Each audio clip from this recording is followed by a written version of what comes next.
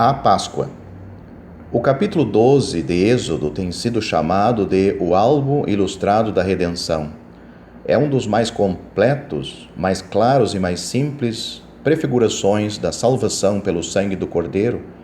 Este é o grande tema das Sagradas Escrituras, do Cordeiro de Abel oferecido no altar fora do Éden, à cruz do Cordeiro de Deus fora da porta de Jerusalém.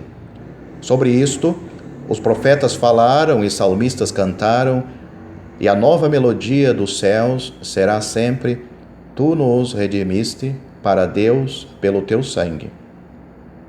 Uma religião sem sangue é a ruína do pecador. Primeiro instituída por Caim o assassino e perpetuada por todas as suas sementes, pregadores e professores do século XX torcem o lábio e riem com sarcasmo daquilo que chamam de religião do matadouro. Se estas páginas chegarem aos seus olhos, que eles se lembrem que sem derramamento de sangue não há remissão de pecados, Hebreus capítulo 9, versículo 22, e que uma religião sem sangue é um título certo para o lago do fogo. Analisaremos agora este precioso tipo. Cada traço é perfeito, cada parte está cheia do mais profundo significado. Sabemos que fala de Jesus, pois está escrito: Cristo, nossa Páscoa, foi sacrificado por nós. 1 Coríntios capítulo 5, versículo 7. Primeiro, o Cordeiro deveria ser sem defeito e um macho do primeiro ano. Os emblemas da humildade, pureza e fortaleza. Assim era Jesus. Ele foi levado como ovelha para o matadouro e para as mãos que derramaram seu sangue. Ele buscou perdão. Ele era sem defeito. Se houvesse defeito nele, ele não seria adequado para o sacrifício. Jesus, porém, era perfeito. Ele não cometeu pecado. 1 Pedro capítulo 2, versículo 22, não conheceu o pecado. 2 Coríntios capítulo 5 e 21, e nele não havia pecado. 1 João capítulo 3, versículo 5. Ele era perfeito como a criança de Belém, perfeito como o menino de Nazaré, perfeito como o filho do homem e perfeito como o Cordeiro de Deus na cruz. Ele morreu em pleno vigor de sua humanidade e como Filho de Deus, do seio do Pai, poderoso para salvar. E o guardareis até o 14º dia. Versículo 6. Este era o período de teste. Houve ampla oportunidade para testá-lo e para achar qualquer defeito se houvesse. Jesus foi muito bem provado. Sua vida aqui na terra foi o período de teste. O céu, a terra e o inferno o provaram, e temos o testemunho de cada um que ele é o Cordeiro sem mácula. O Pai testemunhou do céu: Este é o meu Filho amado, em quem me comprazo. Mateus capítulo 3, versículo 17. Os demônios gritaram: Bem sei quem és, o Santo de Deus. Marcos capítulo 1 e 24. E da tentação no deserto, quando os embustes do diabo foram usados contra ele, nas circunstâncias mais desfavoráveis, ele saiu ileso. Mateus capítulo 4, versículo 11. Os homens também testemunharam. Pilatos, o governador romano, disse: Eu não acho nele crime algum. João capítulo 18, versículo 38. Judas, o falso discípulo, confessou que havia traído sangue inocente.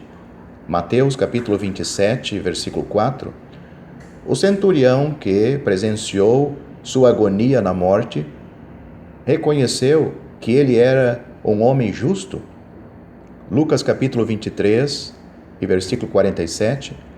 O ladrão moribundo ao seu lado confessou que ele nenhum mal fez. Lucas capítulo 23, versículo 41.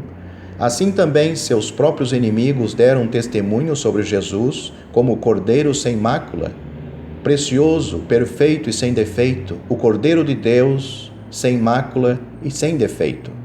Segundo, o modo e o tempo de sua morte. e todo o ajuntamento da congregação de Israel o imolará no crepúsculo da tarde. Êxodo capítulo 12, versículo 6. Cada pecador teve participação na morte de Jesus. O mundo estava representado ao redor da cruz. Verdadeiramente se ajuntaram nesta cidade contra o teu santo servo Jesus, ao qual ungiste Herodes e Pôncio Pilatos, com os gentios e o povo de Israel. Atos capítulo 4, versículo 27. Os representantes da sabedoria humana, do poder dos homens e da religião dos homens estavam lá, cada um igualmente contra ele, conforme testemunhado pela inscrição em hebraico, grego e latim em sua cruz. Eles diferiam em muitas coisas, mas nisto todos estavam de acordo que o Filho de Deus deveria morrer. Herodes e Pilatos, que antes eram inimigos, deram-se as mãos em sua morte. Lucas capítulo 23, versículo 12. O cordeiro foi sacrificado à tardinha. O julgamento veio à meia-noite.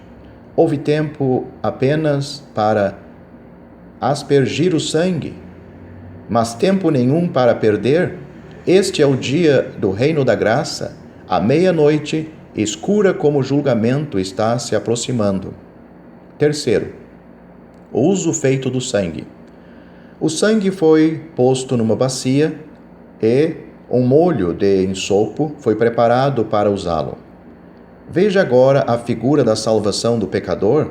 Tomarão do sangue e o porão em ambas as ombreiras e na verga da porta. E o sangue vos será por sinal nas casas em que estiverdes. Quando eu vir o sangue, passarei por vós. Êxodo, capítulo 12, versículos 7 a 13. Era o sangue na verga e nas ombreiras, e somente o sangue, que garantia a salvação para o primogênito de Israel naquela noite terrível.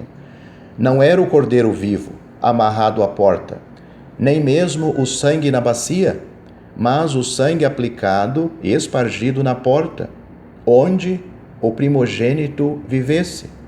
O sangue aplicado pelo molho de ensopo não era o sangue e as ervas amargas, nem o sangue e o pão sem fermento, mas o sangue do cordeiro somente que salvou os primogênitos do julgamento. Não foi os seus alegres sentimentos, nem suas vestes de peregrinos que os tornou certos da salvação. Sua segurança repousou em algo infinitamente melhor do que estas coisas mutáveis. Eles se certificaram da salvação pela palavra do Deus eterno, pois ele havia dito: quando eu vir o sangue, passarei por vós. Isto era o bastante. Eles estavam tão abrigados da espada destruidora do anjo, como se estivessem já na terra de Canaã. Como está isso com a sua alma? Você já se refugiou sobre o precioso sangue de Cristo? Você crê que ele foi derramado por você e que Deus aceitou o sacrifício? Ele vê o sangue, ele sabe seu valor, e diz a todos os que põem sua confiança nele: passarei por vós. Fala ele a verdade? Se fala, você está seguro.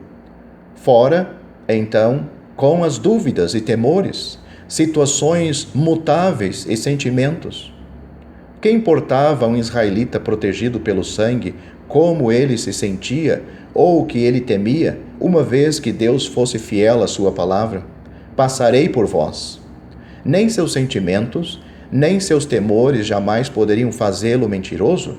Somente o sangue de Cristo é a base da salvação, é a palavra escrita de Deus, é a base de certeza. Para Deus, o sangue; para o homem, a palavra. Nada do sangue era posto sobre o limiar ou aspergido no assoalho. Ah, não! Era muito valioso para ser pisoteado no chão. Todavia, os pecadores estão pisando o Filho de Deus e considerando o seu sangue como sem valor. Hebreus capítulo 10, versículo 29. Eles estão fazendo um ponto de partida para o inferno do fato que Jesus morreu. O corrupto cristianismo do presente está consciente do fato que Cristo morreu.